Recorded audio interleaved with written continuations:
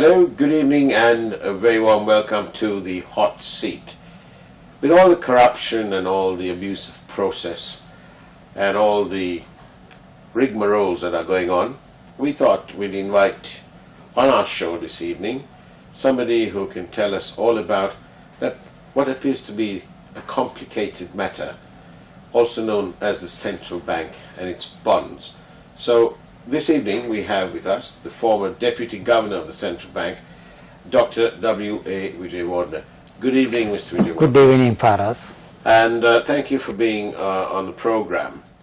I want to ask you, what's the real problem? We have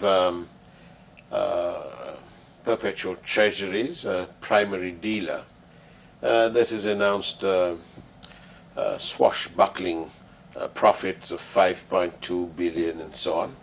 What's the problem? Why is there so much of consternation about that?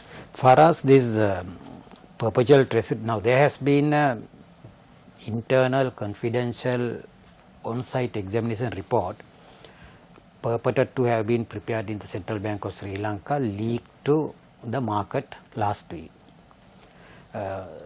We have so far no any evidence to say whether it's an authentic report or not, but the central bank has neither denied nor accepted the existence of the report. And when I went through the report, from the language it has used, the professional approach it has made, the coverage that it has done, I can safely make the judgment that it's a report that had been prepared in the central bank. According to this report, for us, the perpetual treasuries has been licensed as a primary dealer in late 2013, and they started business in February 2014. Right. And they are called stand-alone primary dealers because they are not connected to any big bank like Bank of Ceylon, People's Bank, Sampath Bank and so forth. Yes. So these stand-alone primary dealers are very small, but they are supposed to fill a gap in the primary dealer in the government securities market by buying from the government securities and then making a market. But of course, since they don't have any funding facility in an emergency like a commercial bank, for example, the primary dealer unit in the Bank of Ceylon is always supported by the vast asset base of Bank of Ceylon, and there is no any risk to the investors. For this reason, the central bank is very strict on supervising and regulating the standalone primary dealers, and they are small players in the market, and they are not big profit makers either. Right. And if they make big profits, actually it triggers a very valuable point for the central bank to be extra alert, because nobody knows why they have made such a big profit as a small player in the market. But this company, as you have said, according to the report that had been published, that had been leaked to the media, as well as the financial statements which this company has published for the year ending 31st March 2016, their profits have actually skyrocketed within a matter of 1 year period. For example, in the first year of operation, their profits have been close to 1 billion Sri Lanka rupees. Right. Then the second year, starting from April 2015 to March 2016, as you have said, the profit figure has been about 5.2 billion, which actually is pretty much above the profits made by a small and medium-sized commercial bank in Sri Lanka. Yes, so that it represents about 83% of all the profit. Yeah, standalone companies, yes. Yeah.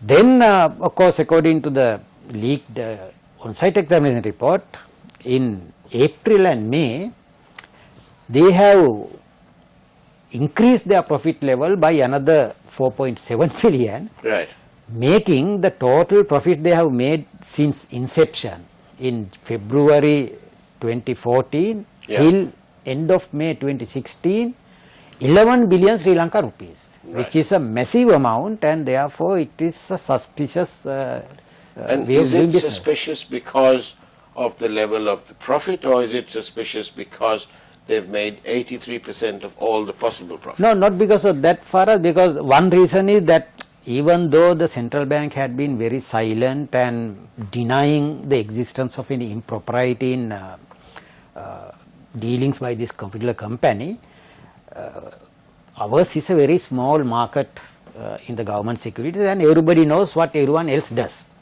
So as a result, the story was in the market that these people were doing some irregular and improper practices. For example, they were buying in the primary auction in government securities at a very low price, then selling those securities to Employees Provident Fund, National Savings Bank and so forth at a very high price and making very quick profits. At the same time, now of course it has been revealed by the leaked on-site examination report, they have made those profits not by using their own money. In fact, they didn't have money. Right. They have made the profits by using the monies belonging to other people. For example, in the first bond scam that took place in Sri Lanka in February 2015, the profits were made purely out of the monies of the Bank of Ceylon. Since then, according to the leaked report, what they have done is they have used the central bank's lending facility, which Governor Mahendran had pushed down to the lowest level possible at 7.5% per annum when the market interest rates were around 13%. Right. They have borrowed a huge amount, 66 billion within just 8 days in April from the central bank. I see, this company. This company, 7.5 at 7.5% and lent to government at 13%. Oh, that sounds a wonderful way of Wonderful. doing business. I mean, you are making profits actually by using other people's money, and in this case by using the monies belonging to the Central Bank of Sri Lanka. So what can the public do when they've been taken on such a ride? No, in any market for us, we have to see that we have created the level playing field in the marketplace. Right. Because we want the market participants to play a fair game. And that is why we have rules and regulations, and we have prevented the market participants from resorting to any improper practice. Right. And in this case, what has happened is in all the other primary dealers were doing their business according to the book. Right. The book and the terms and conditions prescribed by the central bank. But these people were doing their business outside the book. And that was the problem. That was the problem, and central bank actually had kept a blind eye on that all these years. In fact, when a particular small primary dealer, standalone primary dealer, which does not, it according to the report leaked to the market, they have only 14 people in their employment. Right. And very small primary dealer. Yeah. And when they borrow 66 billion from the central bank at 7.5% within 8 days time, naturally the central bank as the regulator, as the market maker, as the institution which is responsible for maintaining credibility and reputation of the country would have taken action. But it didn't happen. They should have at least put it on hold, you think? Not on hold, I mean they should have actually prevented this particular company from borrowing from the central bank at this particular rate and investing at 13%. Because and why do you think? Why can we speculate as to why this happened? How did it happen? That I don't know, because I mean whenever such a thing happens in the Central Bank of Sri Lanka, the central bank also has a hierarchical structure. That hierarchical structure will have to look at the way that the bank has been functioning. In my opinion, there has been a lapse in this hierarchical supervision in the central bank during that particular period. I am referring to first 8 days of April 2016, and the bank had not done its duty. That's the final conclusion. That's the bottom line. Yeah, that's the bottom line that we can draw. We'll take a short break from the hot seat. Don't go away. Do come back. After all, this is the hot seat.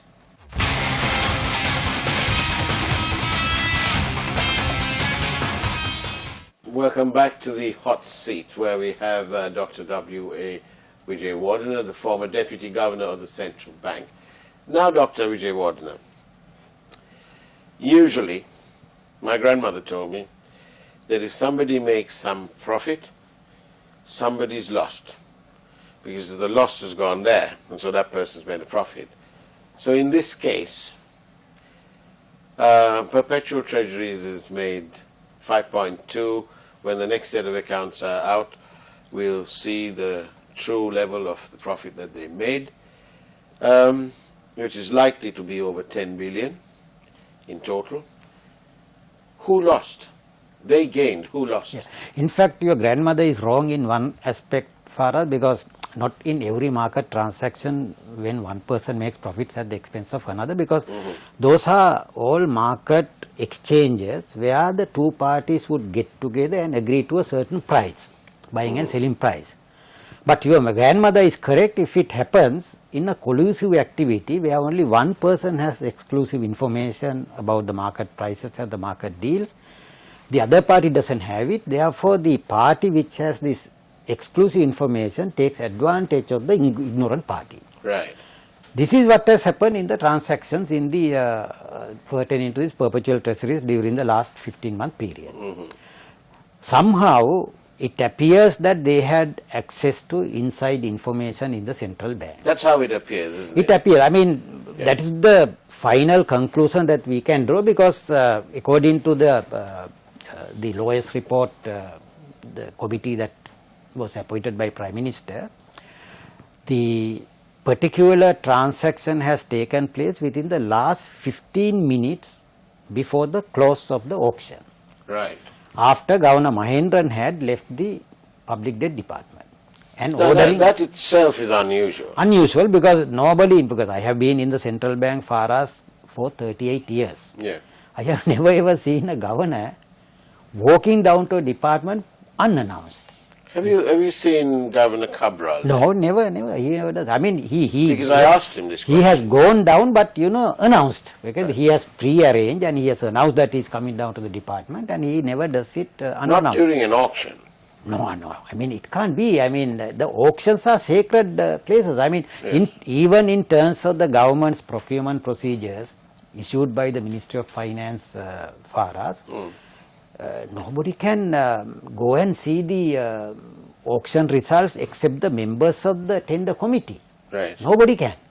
But here in this case, because all the bids had come within 15 minutes before the close of the auction, and it had bid 2 billion on its own account, Yeah. and got Bank of Ceylon to bid 13 billion on behalf of the perpetual treasury. Well, wholly unnecessary, because they're both primary dealers. Yes, both primary dealers, and it's not it's improper for Bank of Ceylon to do so. But Yeah. of course, what anybody can guess from this behavior is that it had some inside information that the government is going to borrow 20 billion out of this particular auction.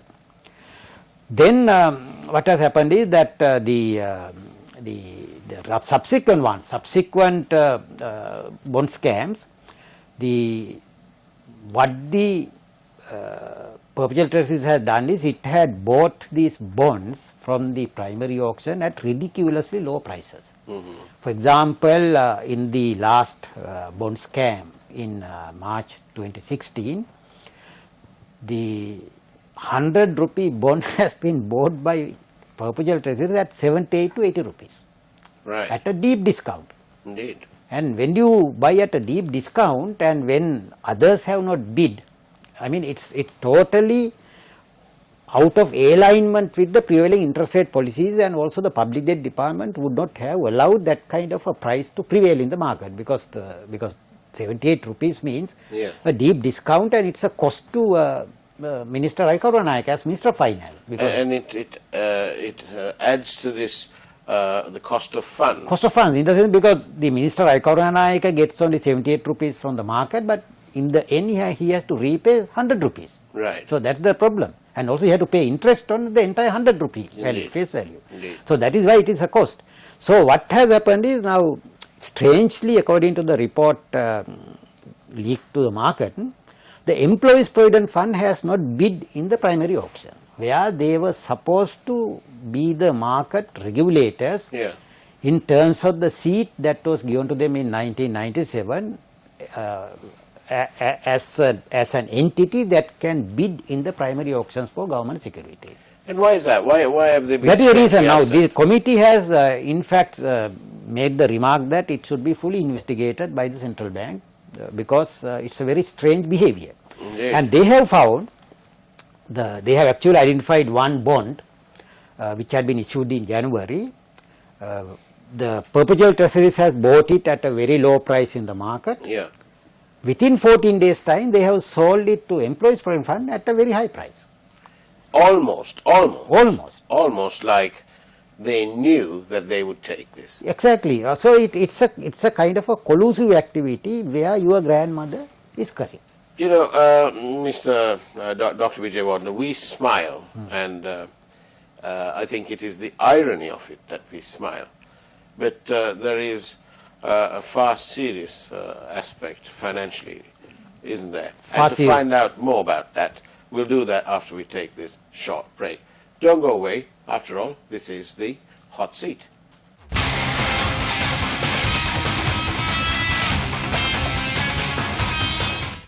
Good evening and welcome back to the Hot Seat, where we have in the Hot Seat today Dr. W.A. Vijay Wardner. Dr. Vijay Wardner, we said that there are far more serious matters than merely smiling at the antics of some people who appear to think that they've beaten the system and so on. But really speaking, this money that the EPF and the ETF have spent on buying bonds in the secondary market when they could buy at the primary level, it means that the people's monies, the hard-earned monies of the public, have been virtually squandered. Well, what can be done about it? You are correct, Farad, because the Employees Provident Fund belongs to the working population of Sri Lanka. Exactly. And as you said, you know, the number of members is around, the active members is about 6 million people, and they get a very small peanut in the Employees Provident Fund because about 80% of the accounts has less than 50,000 rupees to their credit. So in that scenario, they need to get the best return for the money that they have saved for their old age, because it's an old age social security system. It's the duty of the Monetary Board, which is the manager of the fund in terms of the Employees Provident Fund Act, to ensure that the members would get the highest rate of return. Now, under the eyes of the very same Monetary Board, far as the Employees Provident Fund, the fund managers have refrained themselves from making bids at the primary auction. Instead, use the money to buy at a very high price from the secondary market, from the bonds that had been purchased by the perpetual treasuries according to the leaked report. By the way, just for the record, that leaked report has not been confirmed or denied by the central bank at the time that you're watching this.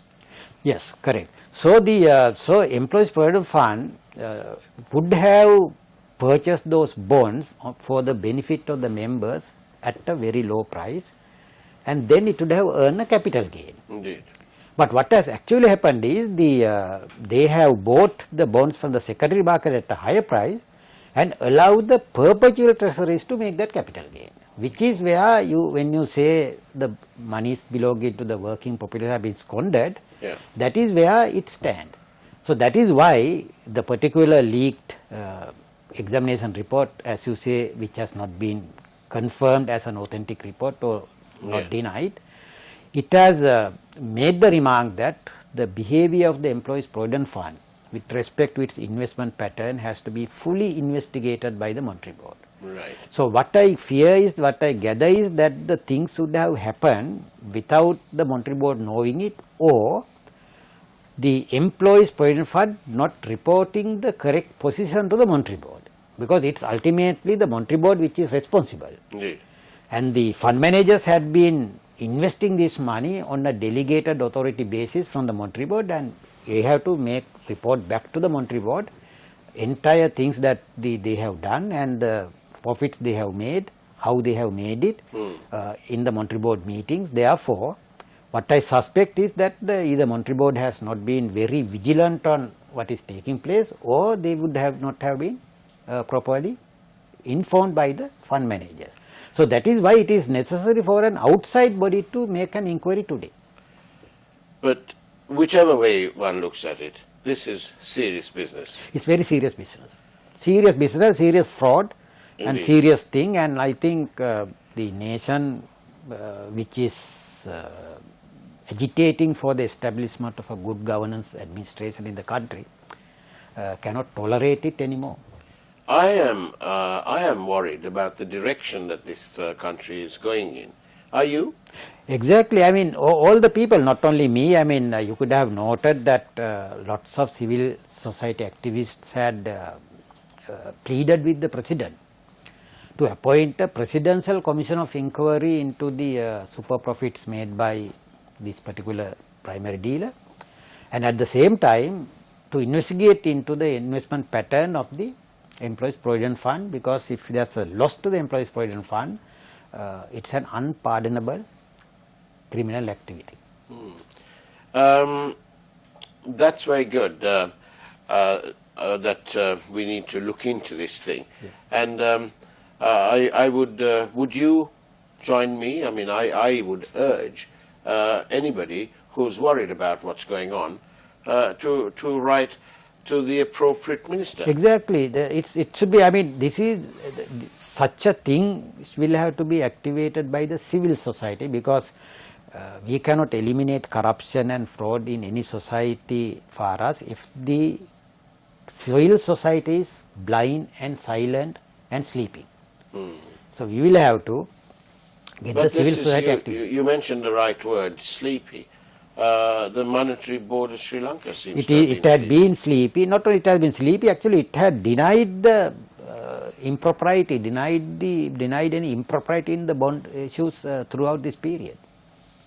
The Prime Minister took responsibility for the change of direction in Parliament. Yeah, but that is totally unwarranted for us in terms of the Monetary Law Act. The full responsibility has been vested with the Monetary Board and not with any political authority in the country. So it's totally unwarranted. Thank you very much. Dr. Wijewardene, thank you very much for being in the hot seat, for explaining these matters. And we hope to see you again next week, same time, same place, right here on TV1. Thank you and good night.